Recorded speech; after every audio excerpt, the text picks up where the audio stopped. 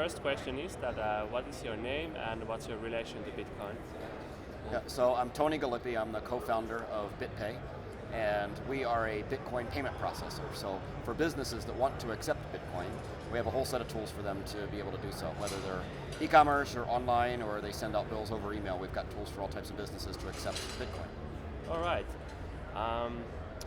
So we're in the Bitcoin Amsterdam Conference 2014, and what do you think of the conference so far? The conference is great. I think it's a great location. You have a lot of people coming in from all over the world. There's a lot of companies that are just launching their products here, and so I think it's been a pretty exciting week. All right. How about the status of Bitcoin right now? What do you think of it? Like where is it heading and where is it at? Yeah, so Bitcoin has been relatively quiet and stable for the last couple of months, really since the time that Mt. Gox went bankrupt. So it's been relatively stable, but certainly quieter. That's on the outward-facing side, what you read in the papers. But you see a tremendous amount of innovation. A lot of people have their heads down and they're working very hard to launch companies. So Bitcoin got the attention of a lot of people back in October and November, with the Senate hearings when the price ran up. And so a lot of entrepreneurs formulated business plans, built their team, and now we are about 8 to 9 months later, you're going to start to see some of those companies that were thought of at that time and created at that time actually launch their products. So I think there's a tremendous amount of innovation coming.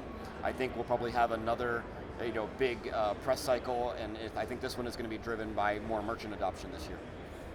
Yeah, I agree. It's like what people who are not in the Bitcoin scene themselves, like in a Bitcoin company or something, all the other people, they just see the news headlines and they see the price. They don't really see what's going on behind the scenes because there's so many companies doing so much stuff, and the actual growth of the infrastructure is pretty steady and it's pretty fast and it's growing.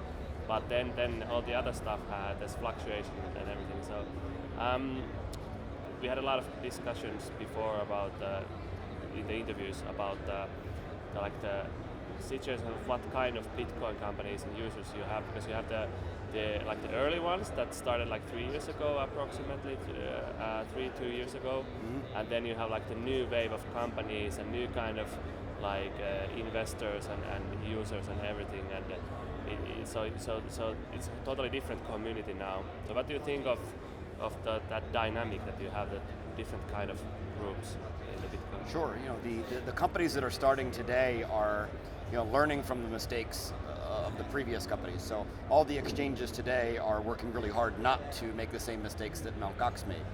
So they're being more transparent, they're sticking more to the standard Bitcoin D implementation, not doing their own. So I think there's a lot of opportunities for new businesses to start up, and I still think it's probably the greatest opportunity in our lifetimes for innovation and job creation. But the companies that are starting today are different. They're more they're taking legal and compliance very seriously, especially if you're building an exchange or anytime you're touching customers' money. You have to have that out of the gate. You can't just build a product and not have a compliance plan, right? It has to be a pillar of your business. Yeah. So we're seeing a lot of the new wave of Bitcoin companies, which are focusing a lot more on decentralization. They're building a lot of open source projects. They're doing a lot more things with the Bitcoin network and the blockchain other than just making payments. So there's a tremendous amount of innovation, and I think we're seeing some really cool stuff emerge. All right, yeah, I agree. It's very interesting. How do you see Bitcoin 1 year from now, or 5 years from now? What is your future idea? Yeah, I think 1 year from now you'll have a lot more merchants accepting it. We probably still are not going to be at mainstream consumer adoption in a year, but I think within 5 years you could start to see more Bitcoin use more widespread. And it'll grow from the early adopters to the more tech-savvy people, to people who travel a lot internationally. They're going to be having a reason to use Bitcoin. And there's going to be a lot of incentives for people to start using it. In addition to protecting yourself from identity theft and all the other pain points that we have with other types of payments, there's going to be some more incentives for consumers to start using Bitcoin. So merchants can start passing those savings along to customers, so customers could save money by paying with Bitcoin. There's a lot of opportunities, I think, that for more innovation on the consumer side. But today, I don't think that Bitcoin is ready for the average consumer. I think there's a lot more infrastructure work that has to be done. You need more exchanges in every country. You need price discovery and liquidity in really every major market around the world. And you need that before you can really have a true, global payment system. Yeah, that's true. Then I want to know, it's like your personal opinion on, what does Bitcoin mean for you? What does Bitcoin mean for me? Yes. I've always been fascinated by financial markets and technology, and I think Bitcoin, the fundamental innovation behind it, with the decentralized consensus, I think is probably one of the most amazing innovations that we've had in our lifetime. So, the idea that you can use computers for what they do best, which is copying things, and using that as an advantage. You have a public ledger and it's copied everywhere, and that ensures its survival, and it ensures its success.